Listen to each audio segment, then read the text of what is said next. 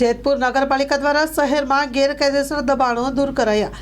જેતપુર નગરપાલિકા અને સિટી પોલીસના ચુસ્ત બંદોબસ્ત વચ્ચે શહેરમાં કેબિન ધારકો અને રેકડી ધારકોના દબાણો કબજે કરાયા।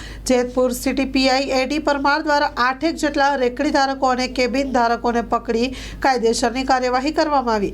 જેતપુરના bus stand road, Junagadh road, Amarnagar road ઉપર ગેરકાયદેસર રેકડી ધારકો અને કેબિન ધારકોનો સામાન કર્યો જપ્ત।